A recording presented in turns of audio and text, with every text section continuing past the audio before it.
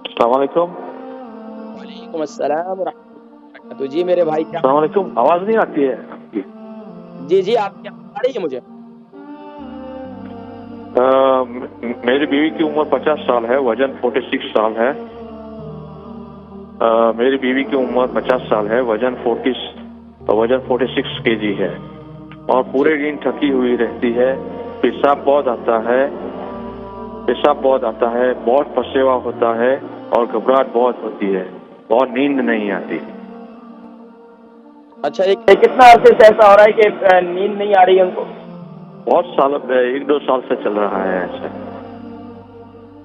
کتنا عرصے سے ہو رہا ہے؟ 1-2 سال سے ہو رہا ہے ایسا. ہمارے ایک بھائی تھے, 50 ایئرز ان کی وزن ہے, 50 سال کے ہیں, اور 40 بلکہ ان کی وائف ہیں جو ہے وہ 50 سال کی, اور ان کا وزن جو ہے وہ 46 کلو, اور پیشاب بہت آتا ہے اور نیند نہیں آتی ان کو. تقریباً 1-2 سال سے یہ مسئلہ ہے.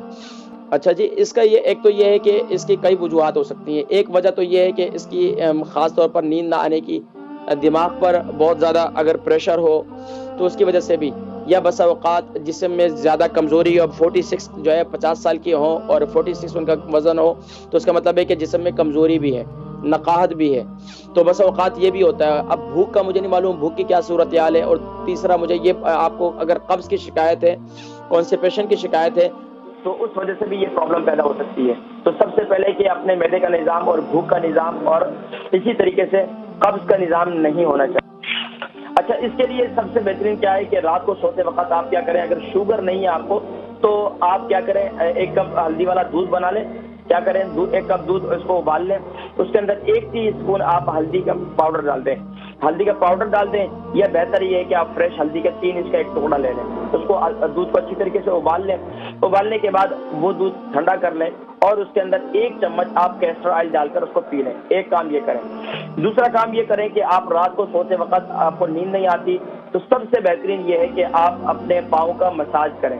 اس چیز سے کدو کے تیل سے, کدو کا تیل مل جاتا ہے بازار کے اندر سے, بہت آسانی کے مل جاتا ہے, تو کدو کا تیل لے لیں. اگر وہ بھی نہ ملے تو آپ کھوپرے کا تیل لے لیں. کھوپرے کے تیل سے اپنے پاؤں کا مساج کریں. اللہ کے حکم سے انشاءاللہ العزیز آپ کی نیند جو ہے وہ بہتر ہو جائے گی, اور انشاءاللہ العزیز پھر مزید بہتری آئے گی.